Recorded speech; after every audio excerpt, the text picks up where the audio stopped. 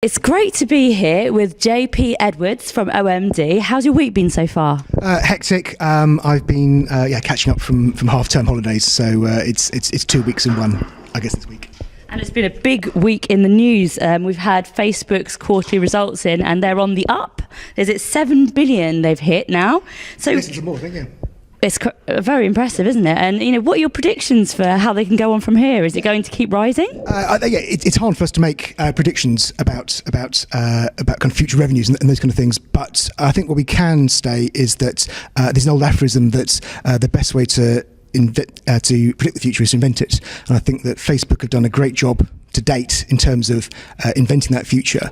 If you look back over the last few years, the things they've done have been kind of not obvious at the time. They look obvious looking back. So that shift, that pivot to mobile they made 3 or 4 years ago wasn't very obvious at the time and seemed to be quite an aggressive move, but actually turned out to be just the right thing to do. Totally paid off now. They paid off and caught the market. And I think we're just looking at the investments they're making now that may not look, they look a bit risky. They look not too obvious, but I think some of those things will pay off well. So whether that be their investments in VR with Oculus or what they're doing with Facebook M and AI, and even some of the developments going on in some of the scaling platforms in the core service or in Instagram or other areas are interesting signs for the future. And also it's interesting that their desktop ad revenues haven't been, they're doing quite well as well. So the ways they're targeting the ad blocking situation seems to be working.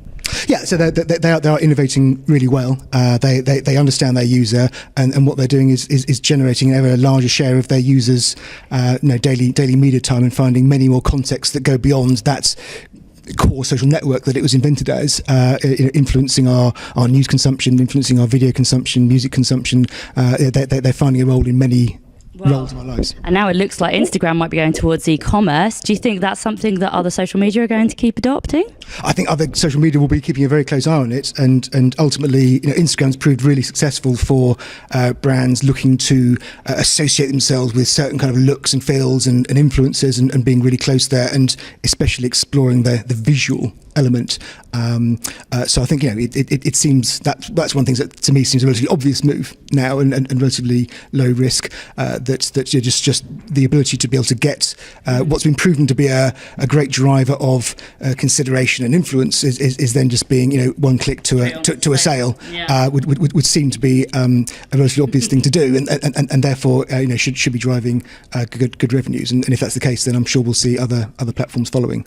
But they'll each need to follow their core identity, their core value proposition. That's very closely aligned with Instagram. The other platforms will need to do it in their own way, not just copying them directly. No, agreed. I actually bought a T-shirt last night from Twitter, so I feel that's something they need to, I click through on that. It definitely shows that that's how I find things to buy. So yes, it's something they need to be. I did the same thing. I've got a strange pair of glasses that are in my pocket that sit on my keychain. Literally, was just my awareness to purchase was about 12 seconds. Another thing that's happened this week has been Future Decoders been running in London, and the Chancellor Philip Hammond was talking about the new kind of policy and ways in which they're going to tackle cyber security, and says he's going to retaliate in kind. Do you think that that's the way that these things need to be handled? I'm not sure I can comment too much on national defence policy. There's definitely not an area of expertise, but I think what it does define is how important these issues are and how intrinsic to our lives digital technology is. It's not just the levels of personal security and your own personal data, which are of course hugely important. It is a matter of national security. Well, I think he said it was on the same level as terrorism, and there was 2 other things that they consider it. So they're obviously taking it very, very seriously. Yeah, it's huge, and a £2 billion nearly investment is a sign of that. But I think it shows that it's all part of the same story, that the digital technology is an intrinsic part of our lives, and we all need to be aware, whether as individuals with our personal data or as brands with sets of consumer data or access to different systems, or as the government with national infrastructure.